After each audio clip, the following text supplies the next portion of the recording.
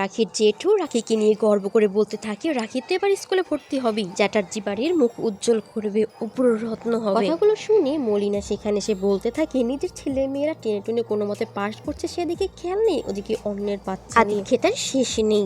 আমার ছেলে মেয়ে কোনো মতে টেনে টুনে পাশ করে ছোটখাটো চাকরি করবে আর রাখি অনেক বড় হয়ে সবার উপর ছুরি ঘুরাবে, তা আমি কোনোদিনও হতে দিব না। এরপর সে মিমির বাবাকে বলে তার সাথে গিয়ে কথা শুনতে।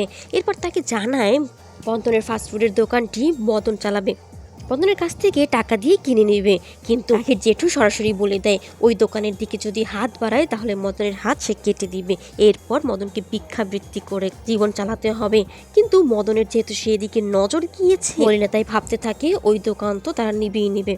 এরপর বন্ধন রাখিকে নিয়ে রিখিয়ার কাছে যায় এবং রাখির ট্যালেন্টের কথা জানায়। প্রথমে রিখিয়া বিশ্বাস করে উঠতে পারছিল না, এটা কি কখনো সম্ভব হতে পারে। কিন্তু রাখির পরীক্ষা নিয়ে দেখে সে হ্যাঁ, রাখি যা ইংরেজি শুনছে সবকিছু তোতা পাখির মতো বলে দিচ্ছে। এছাড়া অন্যভাবেও পরীক্ষা নিয়ে দেখে রাখি সবকিছুই একবার শোনার পরই বলতে পারে। রাখির ট্যালেন্টে মুগ্ধ সে। এও কি সম্ভব? ওপেন হাউসের আগেই রাখিকে ভর্তি করাতে হবে। তখন বিভিন্ন প্রতিযোগিতার আয়োজন করা হয়, এরপর সেরা শিক্ষার্থী সিলেক্ট করা হয়। রিখিয়া বন্ধনকে বলে তার কাছ থেকে টাকা নিয়ে যেন বন্ধন রাখিকে আগে আগে ভর্তি করে ফেলে। কিন্তু বন্ধন তাকে বলে তার জন্যই রাখির নাম তালিকায় দিতে পেরেছে সে, তবে টাকা নিয়ে সে এই কাজ করতে পারবে না। বোনকে বন্ধন নিজের টাকায় ভর্তি করবে, এটা তার দায়িত্ব। রিখি এরপরে স্কুলে চলে যায়, এদিকে রাখি থেকে যায় তানের সাথে খেলা করতে। এরপর সিনে দেখা যায় বন্ধন তাদের বাবা মায়ের ছবির দিকে তাকিয়ে আছে।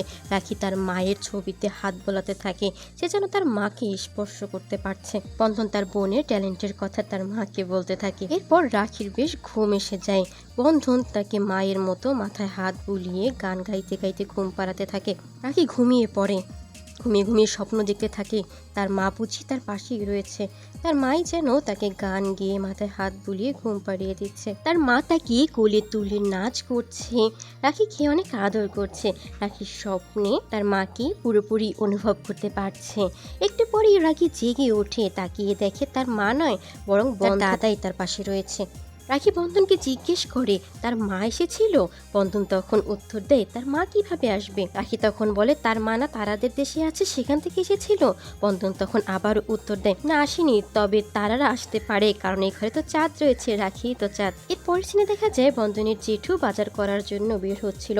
বন্ধন তাকে নিষেধ করে, বাইরে অনেক রোদ, বয়সে এসে জেঠুর এত কষ্ট করা বন্ধনের ভালো লাগছিল না। কিন্তু বন্ধনের জেঠু বলে তাকে তো যেতেই হবে, বন্ধনই একমাত্র তার খেয়াল রাখে।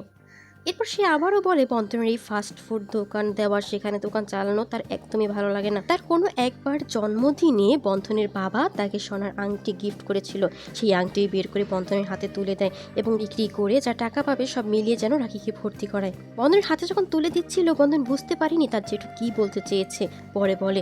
কিন্তু এরই মধ্যে মলিনা এসে উপস্থিত হয়ে যায়, সে আংটিটা কেড়ে নেয় এবং বন্ধনের উপর ভীষণ রেগে যায়। বন্ধন তখন বলে সে আসলে বুঝতে পারেনি তার জেঠু কেন তার হাতে আংটি দিচ্ছে। বন্ধন কিছু উত্তর দেওয়ার আগেই তো মলিনা সেখানে এসে উপস্থিত হয়ে যায় এবং আংটিও নিয়ে যায়। মলিনা আরো রেগে গিয়ে বন্ধনের জেঠুর উপর ক্ষিপ্র হলে বন্ধন তাকে আটকায় এবং তার জেঠিমাকে ভালোভাবে বুঝিয়ে দেয় যেন ভুলে না যায় যে সে বড় হচ্ছে। মলিনা আলমারির চাবিও কেড়ে নেয়। এরপর থেকে মলিনার বরের আলমারির চাবির উপর কোনো অধিকার থাকবে না। এরপর সিনে দেখা যায় মলিনা রান্না করছিল। রাখি বন্ধন কারোর কোনো শব্দ ছিল না। মলিনা দেখার জন্য যায় কোনো ঘোট পাকাচ্ছে না তো সবাই মিলে। এদিকে রাখি মলিনার শাড়ি পরে সেজে গুজে টিচার সেজেছে, ছাত্র হয়েছে বন্ধন ও তার জেঠু। রাখি সে ইংলিশ পোয়েম তাদের পড়াতে থাকে। মলিনা এসে বাইরে দাঁড়িয়ে দেখে ভীষণ রেগে যায় ওদের উপরে এবং বলতে থাকে কি করছে এরা সব কাজ ফেলে। তার শাড়ি পরাতে রাখির উপর ভীষণ চটে যায় এবং শাড়ি টান দিয়ে ফেলতে থাকে। এত বড় সাহস, তার শাড়ি এনে পড়েছে রাখি, আর এসব কি হচ্ছে এখানে। রাখি মলিনাকে বারবার বলতে থাকে এই মলিনা তুমি একদম আমার শাড়ি খুলবে না, একজন মহিলার শাড়ি কি করে খুলছো তুমি। মলিনা তখন উত্তর দেয় কিরে তুই আবার মহিলা হলি কবে। রাখি তখন জবাব দেয় তুমি জানো না যারা শাড়ি পরে তারাই মহিলা হয়, আর তুমি এতগুলো মানুষের সামনে আমার শাড়ি খুলে নিলে। এতগুলো মানুষ কোথায়? মলিনা পিছনে তাকিয়ে দেখে বন্ধন আর তার জেঠু সেখানেই দাঁড়িয়ে আছে, তাদের উপর ভীষণ রেগে যায়। এদিকে রাখি মলিনাকে বলতে থাকে এই জন্যই তোমার লেখাপড়া হয়নি, তুমি টিচার্সদের সম্মান করতে জানো না। রাখিকে ধরতে গেলে রাখি সেখান থেকে দৌড়ে পালায়। এদিকে মলিনা ভাবতে থাকে এত ট্যালেন্ট কি করে পারে ও সবকিছু, একবার শুনে সবকিছু বলে দিচ্ছে। এটা কি অলৌকিক কিছু নাকি ভগবানের দেওয়া সুপ্ত প্রতিভা। এরপরে সিনে দেখা যায় প্রতিদিনকার মতো বন্ধন তার ফাস্ট ফুড চালাচ্ছিল। তখনই চম্পা চামেলি দাস তার লোকজন এনে সেই দোকান ভেঙে ফেলতে চায়, বন্ধনের হাত থেকে টাকাও কেড়ে নেয়। বন্ধনের কোনো কথাই চম্পা চামেলি দাস শুনছিল না। বন্ধন তখন একটি বোতল নিয়ে দৌড়ে গাড়ির কাছে যায় এবং সমস্ত পানি গাড়িতে ঢেলে ফেলে এবং সোডার কাছ থেকে দিয়াশলাই চায়, সোডা দিয়াশলাই দেয়। এরপর বন্ধন মলিনাকে বলতে থাকে যদি তার দোকানে হাত দেয়, দোকানে যদি একটুও ক্ষতি করে, তাহলে এই দিয়াশলাই কাঠি জ্বালিয়ে এই গাড়িটা সে পুড়িয়ে দিবে। গাড়িতে অলরেডি কেরোসিন ঢালা হয়ে গেছে। এদিকে চম্পাও ভীষণ ভয় পেয়ে যায়। সে মনে করতে থাকে বন্ধন হয়তো সত্যি তেল ঢেলেছে সেখানে, কেরোসিন তেল। বন্ধনদের টাকা ফিরিয়ে দেয় এবং তার লোকদের বলে দেয় তারা যেন দোকানে হাত না দেয়, আর বন্ধনকে বলে দোকানে কোনো ক্ষতি করবে না ওরা, বন্ধন যেন গাড়িতে আগুন না লাগায়। তারা তাদের মতো করে সেখান থেকে সরে যেতে নেয়। এদিকে বন্ধন বলতে থাকে চম্পা চামেলি দাসের একটু ভয় থাকা দরকার, সে কোনো কেরোসিন তেল ঢালেনি, বরং জল ছিল সেখানে। তবে হ্যাঁ, নেক্সট টাইম যদি তাদের দোকানের কোনো ক্ষতি করতে আসে বা তাদের ক্ষতি করতে আসে, তবে বস্তির সমস্ত লোকেরা মিলে তাদের ডেরায় ঠিক আগুন দিয়ে আসবে। চম্পা মুখে বললেও ভিতরে অনেকটা ভয় পেয়ে যায় এবং সেখান থেকে সরে যায়। এরপরে সিনে দেখা যায় বন্ধন তার টাকাগুলো এনে রাখিকে দেখাতে থাকে। কিছুটা হয়েছে, তাকে আরও টাকা জোগাড় করতে হবে রাখিকে ভর্তি করানোর জন্য। এদিকে মলিনা এসে দেখতে থাকে সেই টাকাগুলো এবং বন্ধনকে বলতে থাকে এরপর বাড়িতে যা কিছুর বিল আসবে বন্ধনকে তার ভাগেরটা দিতে হবে। বাজার খরচাও তারা যদি 100 টাকা দেয়, বন্ধনকে 20 টাকা দিতে হবে। রাখি তখন বলে তার দাদা কোনো টাকা দিবে না। এরপর বন্ধন তার বোনকে নিয়ে রুমে যায়। রাখির জন্য সে লুকিয়ে বই কিনে নিয়ে এসেছে, কিন্তু এখানে অনেক কিছু ইংলিশে লেখা রয়েছে। রাখি এগুলো পড়বে কিভাবে? কোনো একটা ব্যবস্থা তো করতেই হবে। বন্ধন গিয়ে সোডার মোবাইলটা একটু চেয়ে নেয়। এরপর রাস্তায় এক লোককে দাঁড় করিয়ে তাকে জিজ্ঞেস করে সে ইংলিশ জানে কি না। তার বোনের জন্য যেন কষ্ট করে একটু পড়াগুলো রেকর্ড করে দেয়, কিন্তু সে তার ব্যস্ততার কথা বলে সেখান থেকে চলে যায়।